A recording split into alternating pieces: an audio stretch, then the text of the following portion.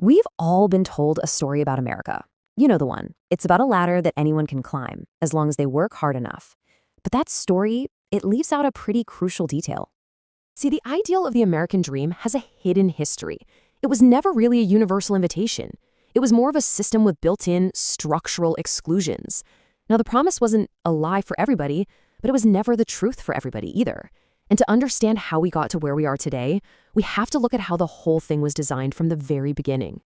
So, let's start with the blueprint, because this wasn't a system that just broke down over time. Right from the start, the rules for building wealth and getting ahead were drawn up to benefit some, while leaving others out. This right here, this is the cultural promise. And it's a powerful idea, no doubt about it.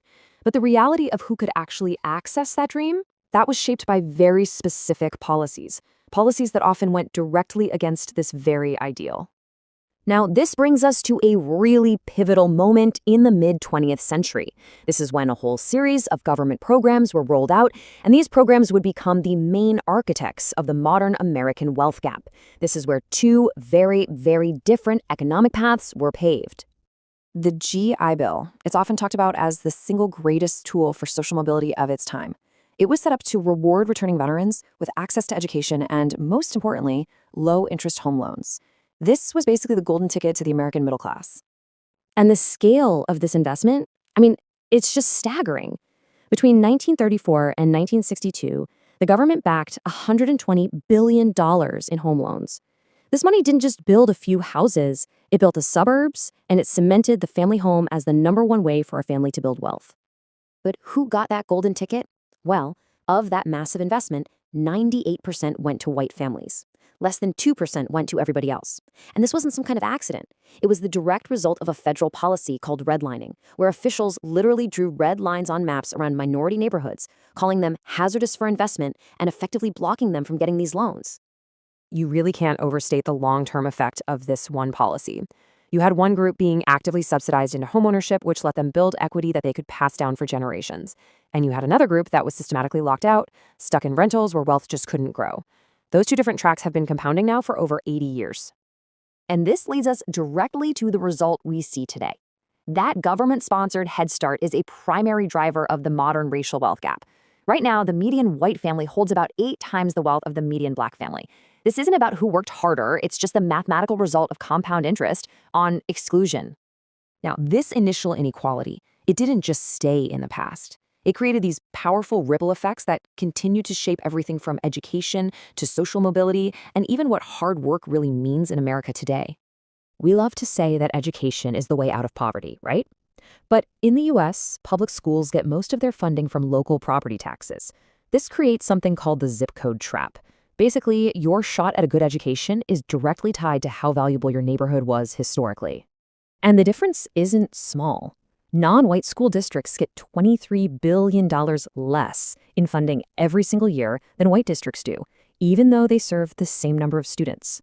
Hard work in a classroom with leaky ceilings and old textbooks is just not the same as hard work in one with a brand new robotics lab. This gets to the very heart of the American dream. The fancy term for it is intergenerational mobility. Basically, how likely is it that you'll have a better economic life than your parents did? So how has that changed? The data here is, it's pretty stark. Back in the 1940s, you had a 90% chance of earning more than your parents. It was practically a guarantee. Today, that chance has dropped to a coin flip, just 50%.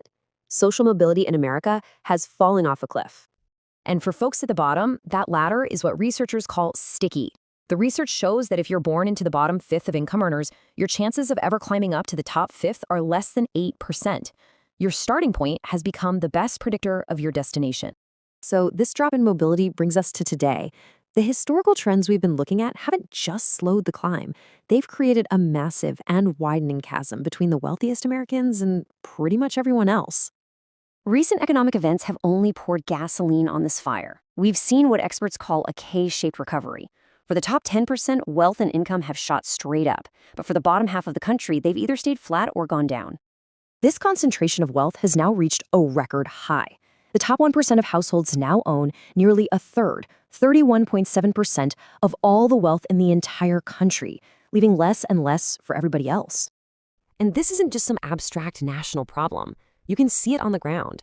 Using a measure called the Gini index, where 0 is perfect equality and 1 is total inequality, you can see these extreme divides in major American hubs. And this really highlights the crucial difference between income and wealth. Income is a flow of money, like a river you're trying to catch water from. But wealth is what you own, assets that grow over time, like stocks and property.